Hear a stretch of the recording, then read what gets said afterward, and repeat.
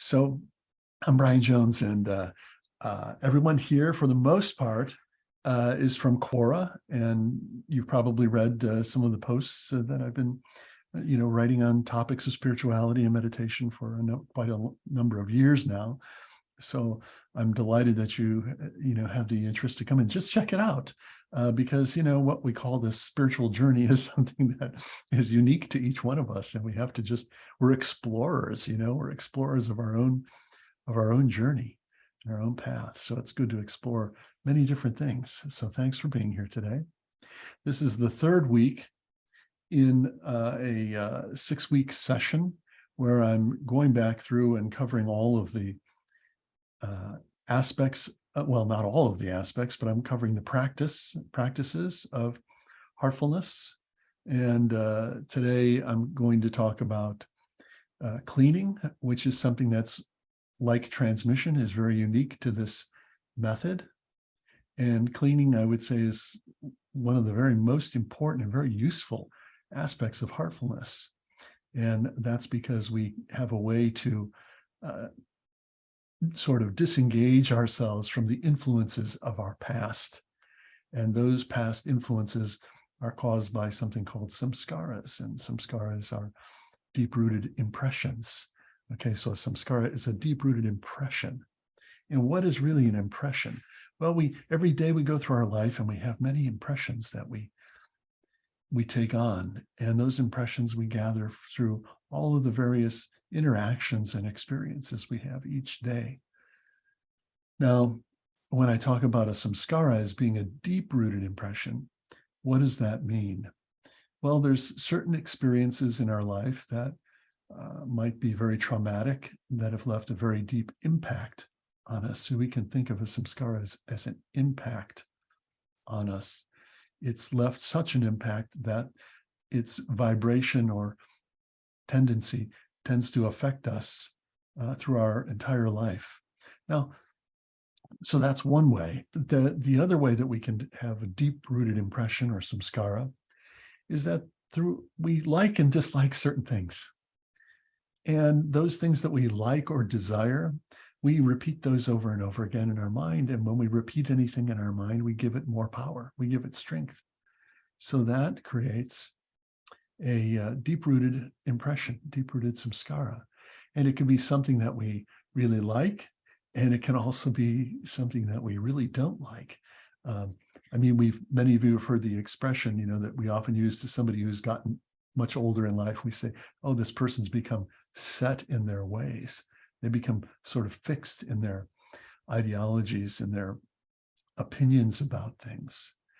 Well, we become set in our ways at about age 4 or 5 for a big part of it. So our early impressions are ones that define our entire life, and we may not even know what those impressions are. So impressions and samskaras I often refer to as influences. That sort of covers the whole thing because they influence our life in ways that we don't know. We don't even know. And very often we do know them too. And so, for example, so many people suffer from sadness or depression, anxiety, and these things might have been caused by a very specific event. It could have been caused by a family member growing up. It could have been caused by an unhappy family environment. It could have been caused by various experiences we had growing up that weren't conducive to our well-being. And so sometimes we very much know what are these influences and where they're coming from. So sometimes we really know, and other times we don't know at all. All we know is that we react in certain ways. And so I want to give you an example of this. Let's say, you're 4 years old, 5 years old, and you're out playing with your friends out in the street, playing ball or something, whatever it is. We used to play tag, we used to play so many games. And suddenly there's a screech of tires and there's a loud impact that you hear, and there's been a car accident. Okay. And perhaps somebody was hurt, perhaps somebody got hit, or perhaps it was just something really loud and jarring. Well, at that impressionable age, that really leaves an impact on us. And even after we grow up and are in our 40s or 50s or 60s, we might hear a loud screech of tires and our whole body might jump. Our head might turn. That's how deep that impression was for us, that it still influences us to this day, not only at the mental and emotional level, but even at the physical level. I want to give you one more example, a personal example that happened to me, is that I've been a musician my whole life. I started playing guitar when I was 14, and I really was into it. I used to practice, 6-8 hours a day for years. I was really, really into playing guitar. And the only thing was that I loved writing music and composing and all of that, but I couldn't sing. I mean, I could not sing a single note. I couldn't hold a tune. Well, much later in my spiritual journey, I had a revelation about this and a memory about it.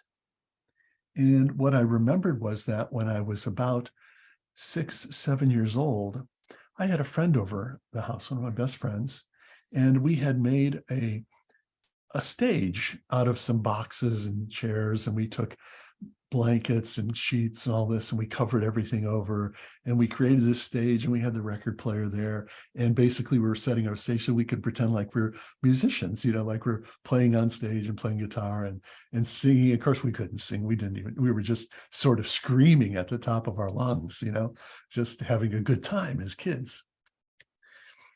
But what I remember was that I heard my mother say,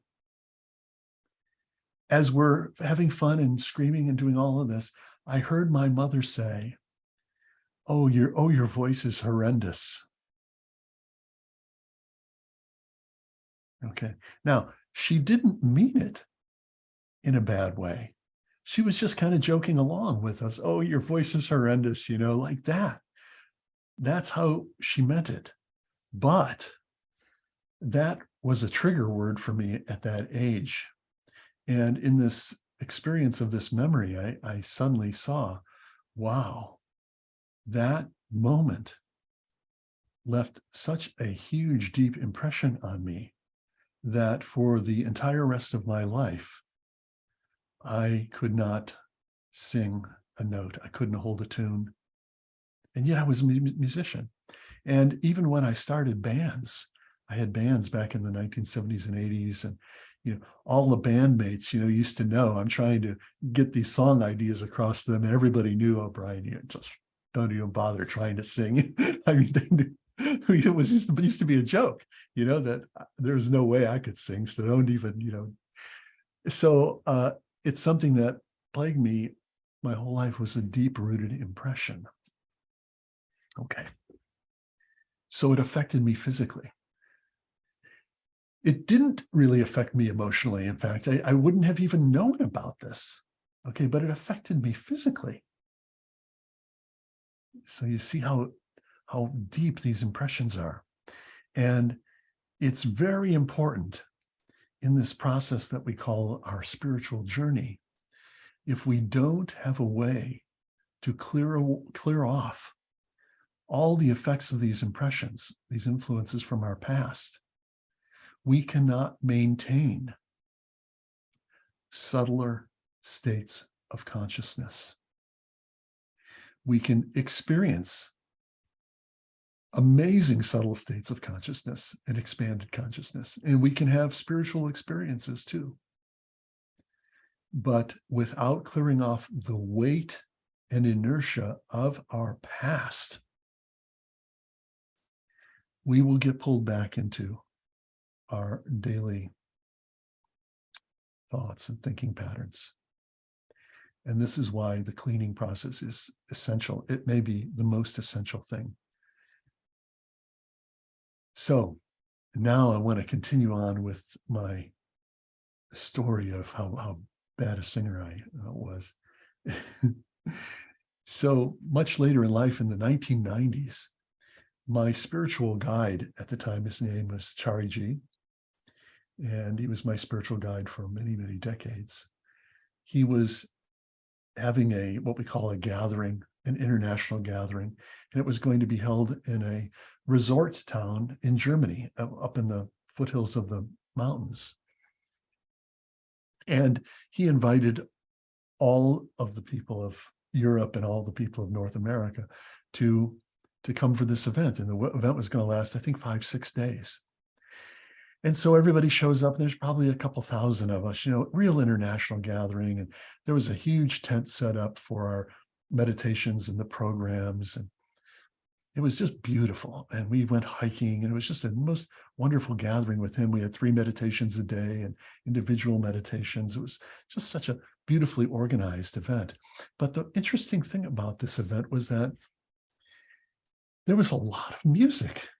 I mean, all of the programs involved music, people getting up and singing or playing their instruments, and some people even getting up spontaneously and singing and performing. And it was really alive. It was so wonderful. And so it was a perfect example of flying with both wings, the material wing and the spiritual wing. We were flying with the spiritual wing big time, and we were also enjoying and flying with the material wing too. We had such a great time. So the gathering ended, it concluded, and Chariji left this campground site, which was a bunch of these small cottages and things where we were staying. He bid everyone farewell, and he left. And a lot of people left that day, most of them. There was about maybe 200 of us left in the campgrounds because we were departing the next day. And so we were involved in just cleaning up and things like this. Well, to our immense surprise, much later in the day, around 4 or 5 o'clock in the evening, Chariji showed back up. We thought he had left. We thought he had gone into Munich, and we thought he came back. And he said that the atmosphere there from the gathering was so good that he didn't want to be away from it. He wanted to come back and spend the night there. And so we were all delighted, and we're all running down the little lanes, yelling for everybody, "Come on, Master wants to give us a sitting." So we all gather in one of the halls for an evening meditation. Now, I want to back up. I had realized about this samskara, about my singing and about music in general. And I had been thinking about, what am I going to do with my music, and where am I going with all of this? I sort of came to terms with it wasn't necessarily a career path for me, but, should I just forget about music altogether? I wasn't sure what to do with it. This was in the back of my mind during this gathering. Okay, so fast forward to this sitting. So we all get down there, and Chariji's sitting up in the front, and he begins the meditation, as he always did, by saying, "Please begin meditation." Wow. During this meditation, all this stuff was coming up about music it's coming up like in my mind so fast, just racing. And all of a sudden I felt this blast of transmission. It was like just as, like being hit by lightning. And I felt something just pop and release. And when he concluded the sitting, he took the microphone and he started talking. And the very first thing he said was, he said, "I once knew a young man who was a trainer in this method and a musician. And this fellow wrote to me saying that he was resigning as being a trainer or preceptor because he felt it was getting in the way of his music.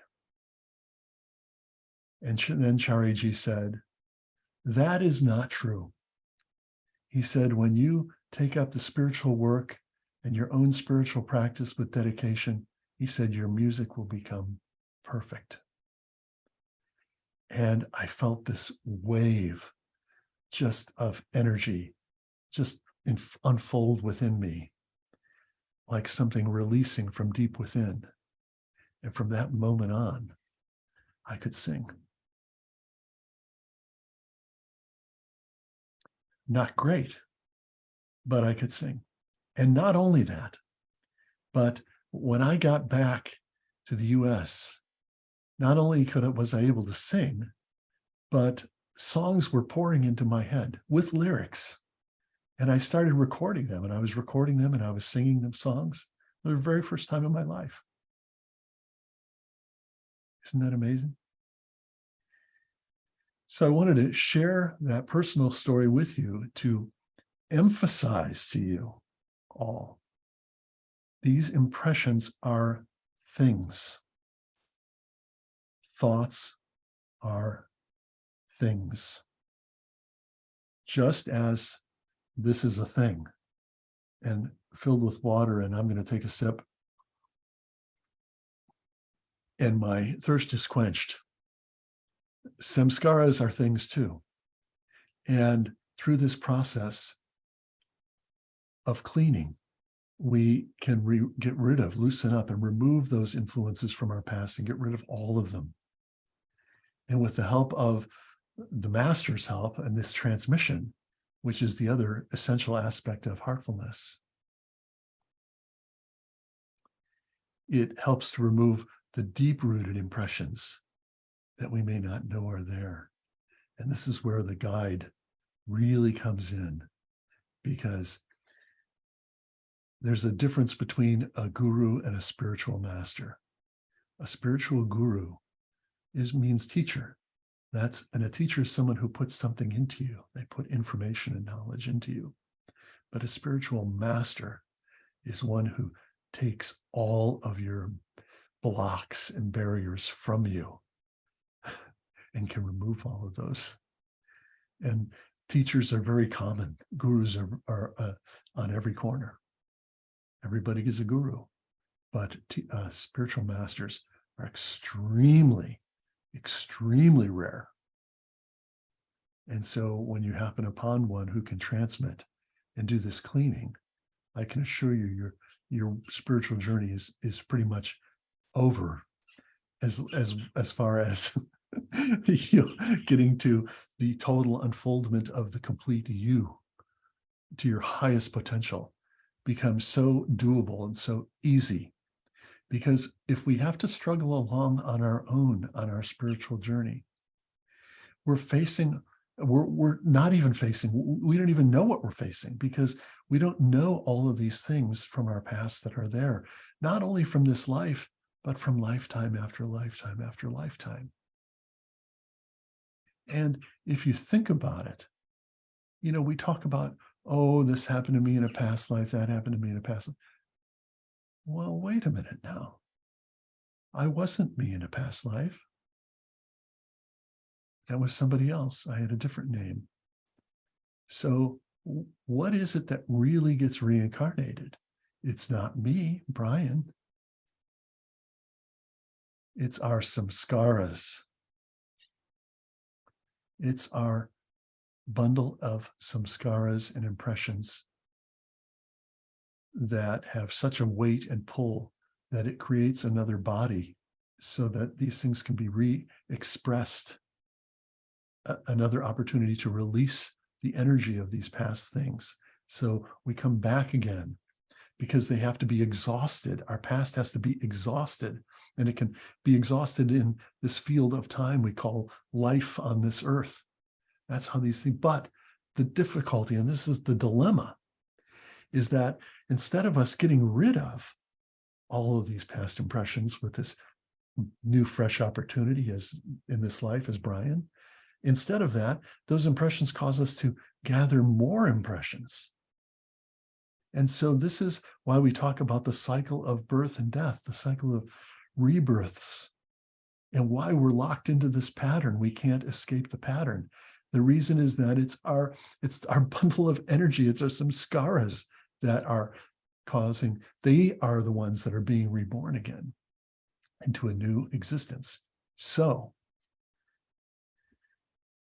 what we need to do to move forward is something, I will be bold to say, something that's very different than our concepts of awakening and concepts of enlightenment and concepts of God realization. All of those things are, to me, they're nice. They're experiences we read about from great masters of the past who were able to pierce the veil and get a glimpse. Okay. But in these times right now, all of us have that opportunity to rid ourselves once and for all and surpass all of these so-called experiences of enlightenment, self-realization, all of that. And the way we do it is through a process, okay? Because we accumulated all of these impressions through a process called life, of living. They're all time-based. So we've accumulated this bundle of impressions through life. Now we have to apply a process consciously to remove these impressions. This is where we are, without a doubt, the participant in our own evolution to the highest. It's totally up to us. So when we take up these tools and we have help from a higher level too, all of us will reach that, great unfolding and understanding or realization of what we truly are. We will be enlightened times infinity. That's our journey. That is our journey. If we want to wait around for something called enlightenment or wait around for an awakening moment, millions and millions of people over thousands of years have waited around and even meditated and worked diligently towards the elusive enlightenment moment, and it never came. So we can't wait around. When we have the tools, the vehicle, the will, the knowledge, understanding, all at our disposal, we have to take advantage of it. And that's what we are doing all together here. And so thank you. I thank you. I thank all of you for being here, because it shows that, how much we're all ready to, and longing to have that complete fulfillment of our own source within us, without any coloration, without any filters. Okay. Now we're going to meditate together in just a couple of minutes. But while I'm on this topic, and while I have, there's some people joining for the first time. So I would like to just do, and I've done this many times before, I want to do just a little brief history of us, a brief history of us. Where did we come from? What are we doing here? What is going on, right? Well, here is it in short form. So we can say in the beginning there was what? A void, a space, something we don't understand. But the spiritual guides, particularly Lalaji and Babaji, they talk about that there was a stir in the infinite, a stir. something moved. And this movement, Babaji called the first mind of God.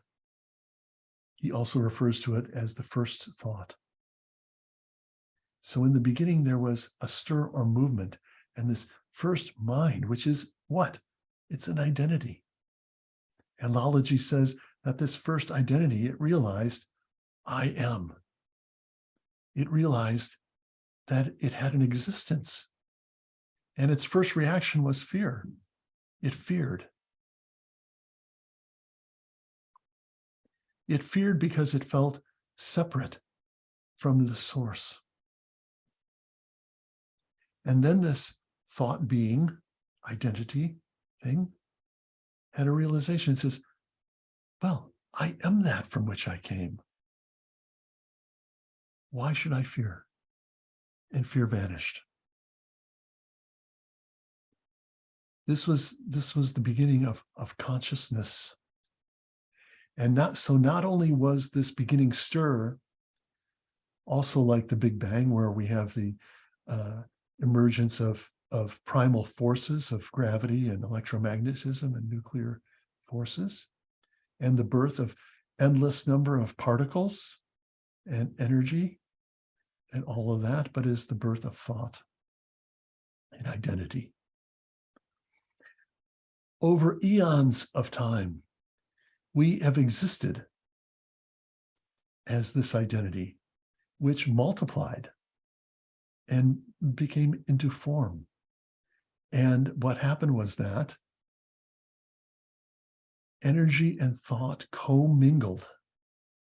Thought commingled with these particles, and a body or encasement was born, a covering. And initially we were beings of light.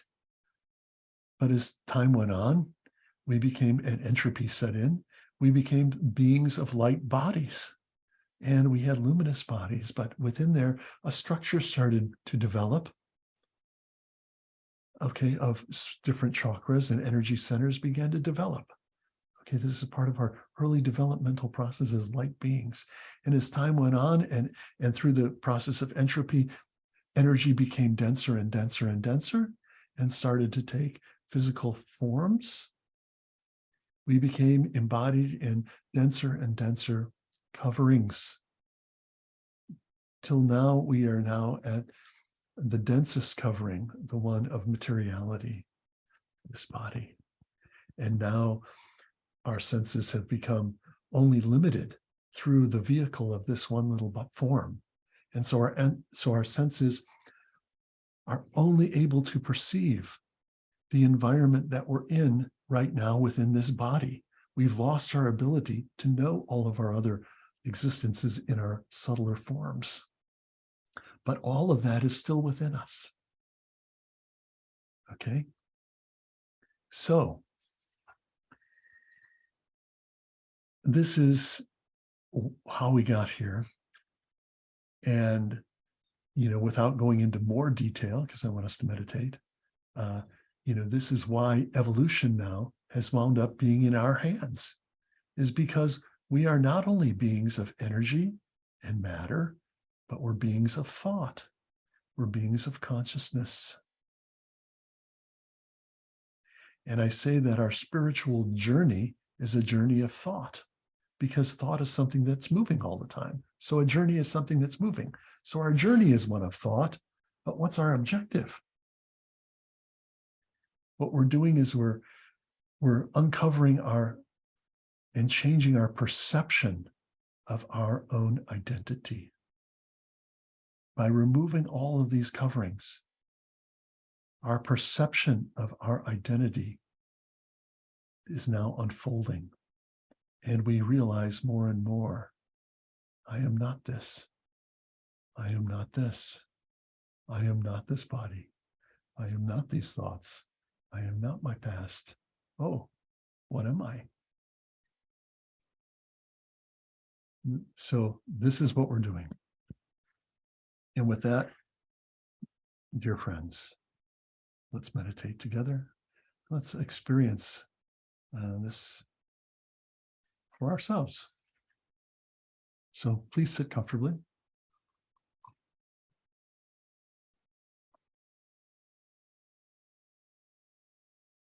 And I just want to add before we get started that this is why that this path is a practical path.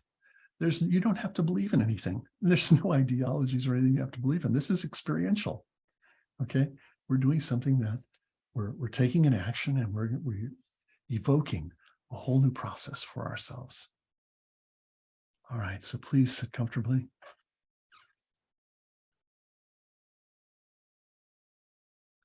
Gently close your eyes.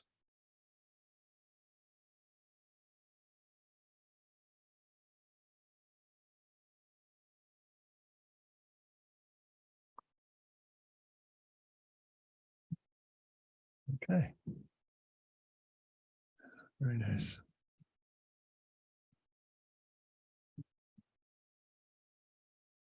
All right, so for those of you who are attending for the first time, this is what we do next.